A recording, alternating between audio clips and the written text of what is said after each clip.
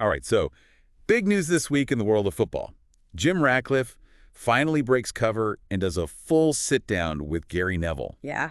I mean, talk about access. We were glued to the screen, obviously, taking notes furiously, every little detail.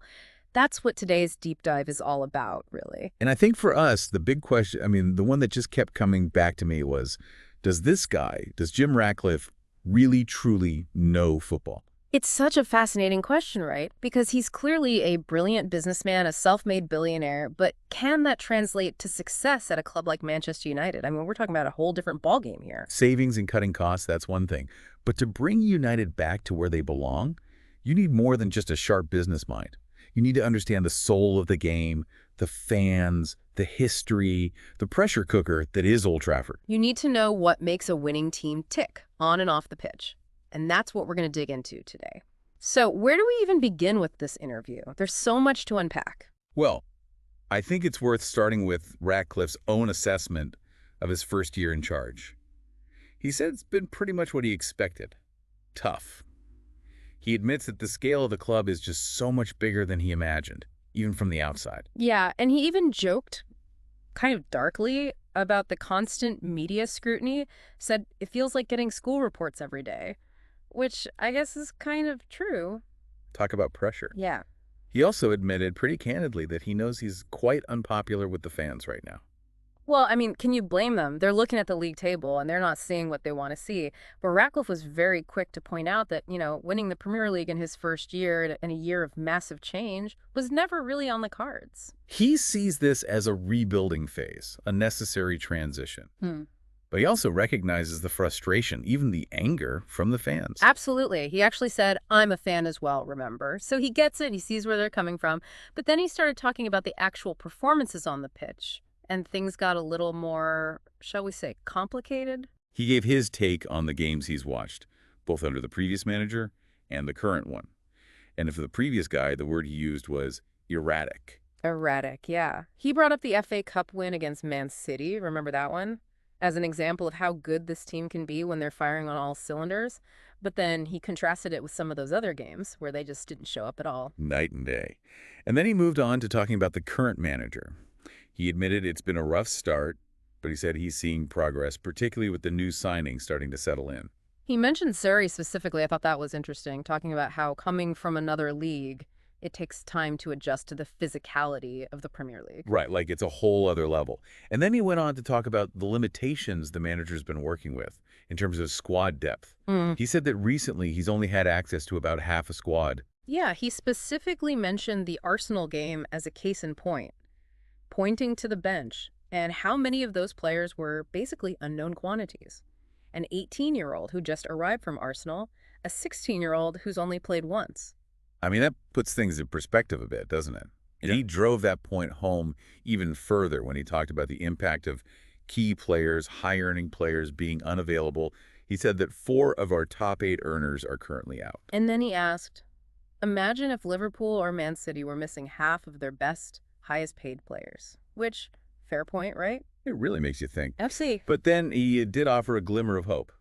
He said he saw a glimpse of the future in the second half against Arsenal. That's right. He said there was a sense of cohesion, of players fighting for each other, and he even singled out some of the younger players for their tackles, the heart they showed. So it wasn't all doom and gloom. He's holding on to the belief that the summer signings will come good, eventually, even though, they didn't have much time to prepare, and some key players have only just arrived. Speaking of new arrivals, the question of the previous manager came up, inevitably. He was asked if, knowing what he knows now, he would have still kept him after the FA Cup win, assuming they had a replacement lined up. Yeah, it was a hypothetical but a pointed one. And his answer was pretty definitive. He said it would have been too early to make such a big decision at that point. He hadn't even been in the job for long. The new leadership team had barely settled in. It's a reminder of the weight of those decisions at a club like Manchester United. Every move is scrutinized, every outcome amplified. Absolutely. Now, he was quite upfront in his assessment of the current manager's first few months. He called it an excellent job, all things considered. He praised his honesty, and I think he really acknowledged the difficult circumstances he inherited. Coming in mid-season, no preseason to work with the players, a squad that wasn't really built for his style of football. Not to mention the language barrier and the fact that this is his first Premier League management role, And he's landed at, as Radcliffe put it, the biggest club in the world. Talk about a baptism by fire. You can't really overstate the scale of the challenge.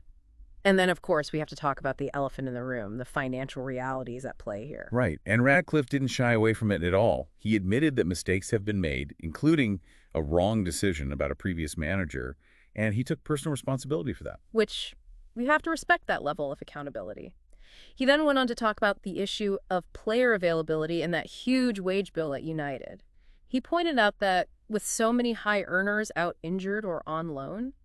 He named a few, actually, some big names. Yeah. Anyway, his point was that the actual salary bill for the players who are available to the manager right now is more in line with clubs like Nottingham Forest or Everton. Yeah, a mid-table level, not a title-challenging one, a far cry from the wage bills of clubs like Liverpool or Man City. So when you look at it that way, it kind of reframes their current position, doesn't it? It does. And he was also very clear in his support for the current manager's handling of certain players, guys like Rashford, Anthony, Sancho. He said the manager needs to be in control of that dressing room. And that every player, every single one, needs to be focused on winning that next game. No excuses. It's a very clear message, very no nonsense.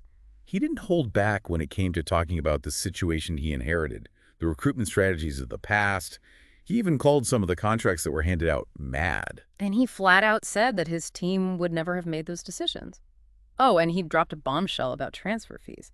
Apparently, the club still owes £89 million this summer for players who were signed previously. He named a few of them, too. Eye-watering sums.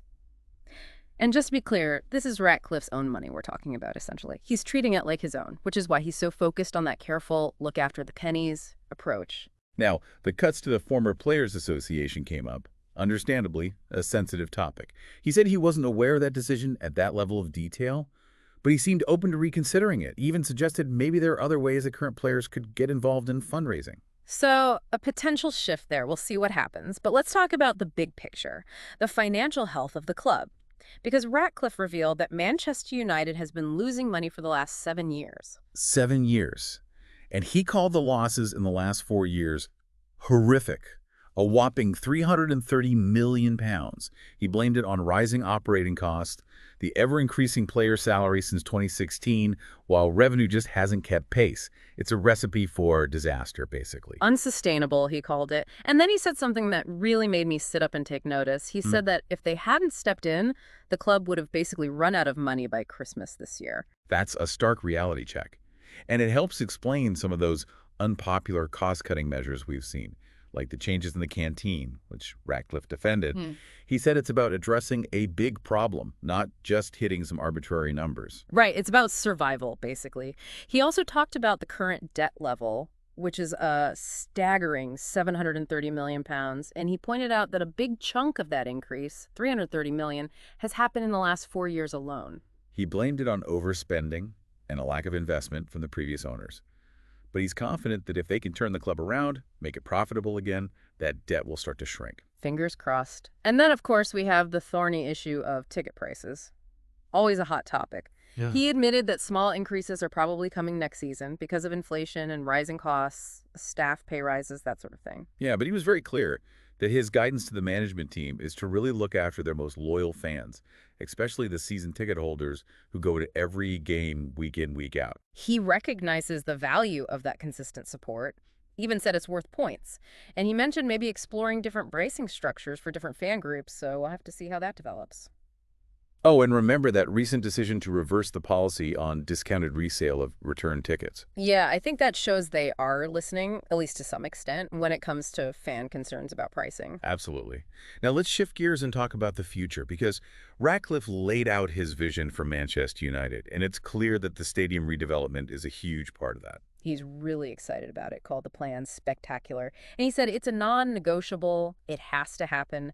He also sees it as part of a bigger regeneration project in southern Manchester, which the government is backing. So infrastructure is a major priority. He also mentioned that they expect to have a best-in-class training facility ready by this summer. His big picture vision is clear. The world's greatest stadium, an incredible training center, and a very profitable football club. But he was also realistic about the time frame. He said it's like turning around a supertanker. It's not going to happen overnight.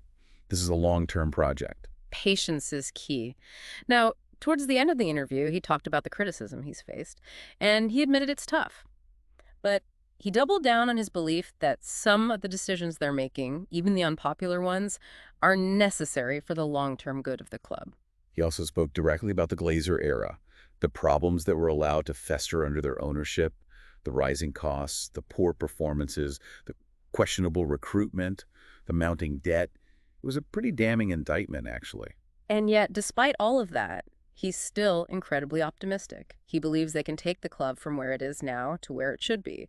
But he stressed that it's going to take a team effort, everyone pulling in the same direction. So that brings us back to the big question we posed at the start of this deep dive. Having heard Ratcliffe's own assessment of the situation, his diagnosis of the problems, his proposed solutions, do you feel confident that he's the man to bring Manchester United back to glory? Does his vision for the club, his approach to rebuilding, his understanding of the footballing side of things, does it all add up to a winning formula, or are there still too many unanswered questions? And here's the final thought I want to leave you with. Given the dire financial state of the club, the need for massive investment, not just in the squad, but in the infrastructure as well, is Ratcliffe's strategy of austerity, of belt-tightening. Is it really enough to compete in a league where their rivals are spending like there's no tomorrow? What tough choices are going to have to be made? What sacrifices will be necessary? And ultimately, can Manchester United really return to the top without splashing the cash, without taking some big risks? That's the question we're left with. Let us know your thoughts. Thanks for joining us for this deep dive.